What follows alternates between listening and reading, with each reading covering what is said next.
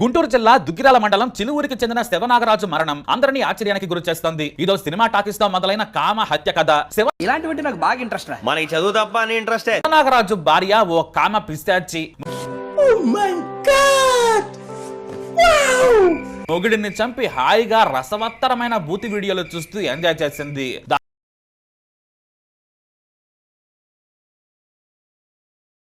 దాదాపు 5 గంటల పాటు పోర్న్ వీడియోలు చూసింది. ఎదురుగా మొగుడి శవం, కానీ తన ఒంట్లో మాత్రం కామం.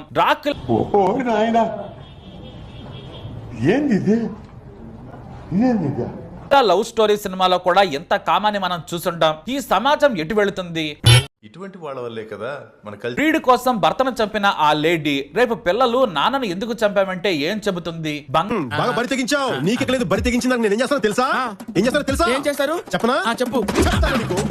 కానీ ఆమె లాంటి హంతకులను పోలీసులు రెగ్యులర్ గా చూస్తుంటారు. అలానే మంగళగిరి పోలీసులు ఈ లక్ష్మి ఆడిన గుండెపోటు కథకు పోటేసి ఆమె బొంకును బయట పెట్టారు.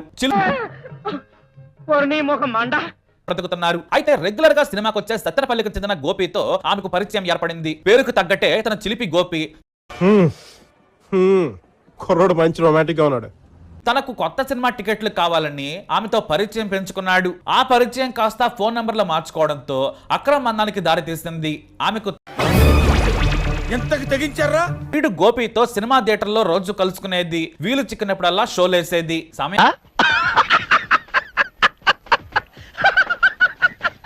కుట్ర చేశారు. శివనాగరాజు లేకుంటే సినిమాలేంటి, ఇంట్లోనే షూటింగ్ పెట్టుకోవచ్చు అనుకున్నారు. దీంతో తనకు తెలిసిన వ్యక్తి హైదరాబాద్ లో కార్ డ్రైవింగ్ ఉద్యోగం ఇప్పిస్తానన్నాడు. మంచి జీతం, ఉల్లిపాయల వ్యాపారం కంటే ఇదే బెస్ట్ అని ఒప్పించింది. చివరకు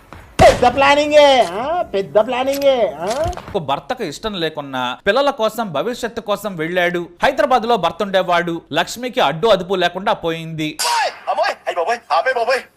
ఏముంది ఇందులో?